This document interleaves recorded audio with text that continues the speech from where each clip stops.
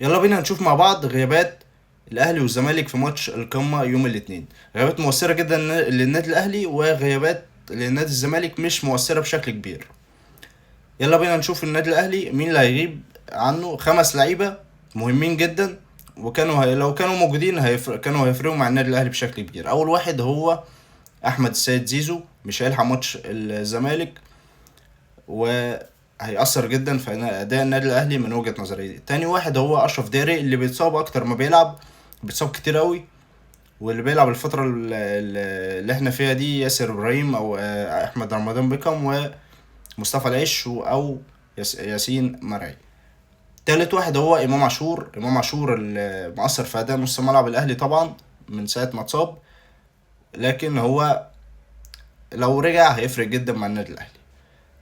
رابع واحد هو كريم فؤاد سواء باك يمين او باك شمال، بيعمل اداء كويس جدا مع النادي الاهلي، لكن بيفتقدوا النادي الاهلي في ماتش القمه. محمد شكري خامس واحد. محمد شكري برضو لو موجود في ماتش القمه او في الماتشات اللي فاتت كان هيفرق جدا في الناحيه في الباك الشمال مكان احمد نبيل كوكا طبعا، اللي هو لا يستحق ان هو يلعب في النادي الاهلي سواء باك شمال او نص ملعب.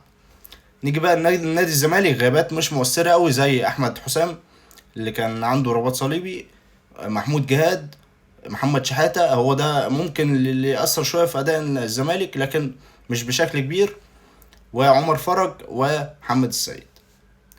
تعالوا بقى أقول لك مين اللي ممكن يشكل خطورة في الأهلي وفي الزمالك. طبعا في الأهلي رقم واحد هو تريزيجيه الفترة اللي فاتت عامل أداء كويس جدا، مشارك في كذا هدف، جاب أهداف الكام ماتش اللي فاتوا، وهيفرق جدا في أداء النادي الأهلي في ماتش القمة. تريزيجيه طبعا لعيب بكواليتي عالي جدا، ويعني الفترة اللي فاتت عامل أداء عظمة مع النادي الأهلي.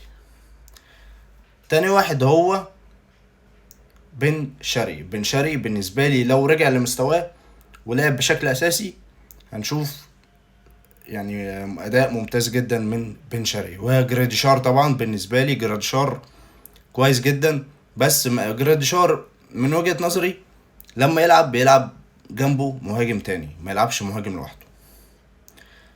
ورابع واحد هو اليو ديانج لو فاق هيفرق جدا في اداء الاهلي في نص الملعب. هو ومحمد علي بن رمضان الاتنين دول لو فاقوا هيبلعوا نص الملعب بالكامل.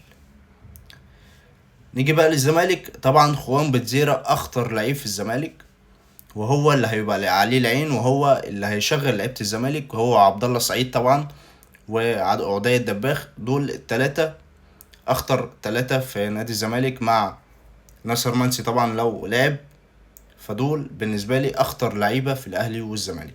نقطة ضعف الاهلي هو احمد نبيل كوكا اللي زي ما قلنا عليه لا يستحق ان هو يلبس فانلة النادي الاهلي، ولا يستحق ان هو يعدي اصلا من سور النادي الاهلي خالص. نادي الزمالك عنده حسام عبد المجيد، بالنسبه لي نقط ضعف يعني الزمالك حسام عبد المجيد في نص الملعب دونجا. الاتنين دول ما بيسرحوا كتير، ولو فاقوا مع نادي الزمالك هيفرقوا جدا الفتره اللي جايه. ان شاء الله نشوف ماتش كويس ما بين الفريقين، وده هيكون ديربي كويس ما بين الفريقين، ونتفرج على ماتش ممتع يوم الاثنين الجاي.